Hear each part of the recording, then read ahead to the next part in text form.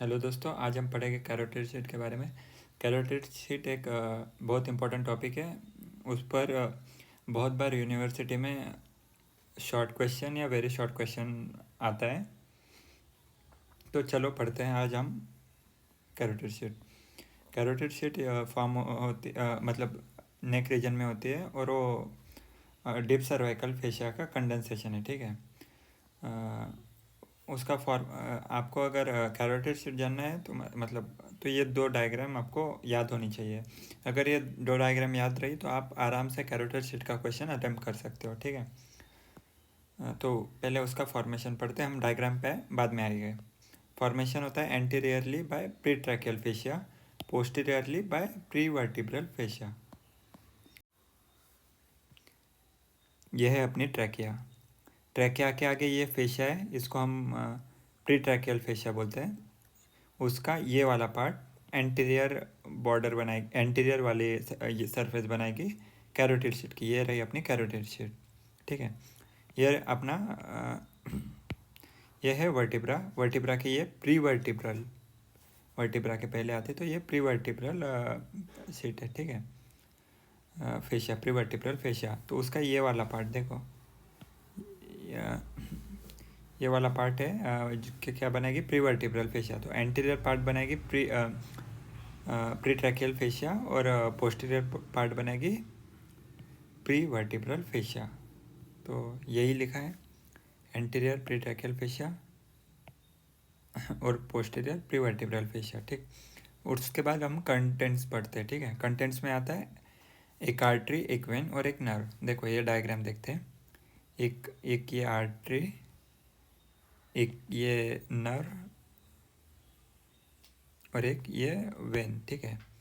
Artery, nerve, when. Artery होती है common carotid artery, ये यहाँ तक ये पूरी कॉमन कैरोटिड आर्टरी। उसको आगे चल के वो एक्सटर्नल कैरोटिड आर्टरी और इंटरनल कैरोटिड आर्टरी में डिवाइड हो जाती है। ये नर्व है अपनी वेगस नर्व।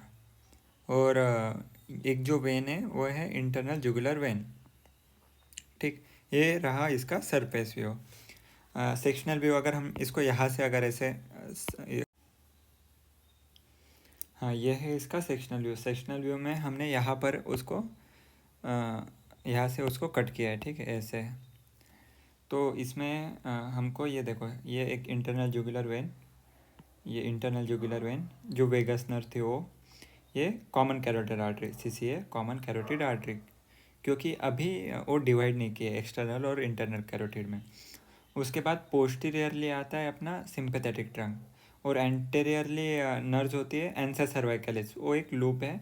एंसा सर्वाइकलिस किससे बनता है, हाइपोग्लोसल नर्व और हाइपोग्लोसल नर्व C1, C2 और C3, इसके ये नर्व रूट से बनता है एंसा सर्वाइकलिस। ठीक है।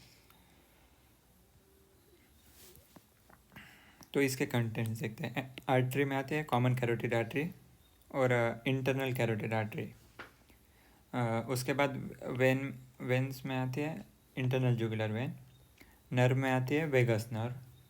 ठीक है, जो हमने ऊपर डायग्राम में देखा। उसके बाद रिलेशन बहुत आसान है। Anteriorly ansa cervicalis, posteriorly sympathetic trunk. देखो, anteriorly ansa cervicalis, posteriorly sympathetic trunk. और एक और पॉइंट आप याद रख सकते हैं, कैरोटिड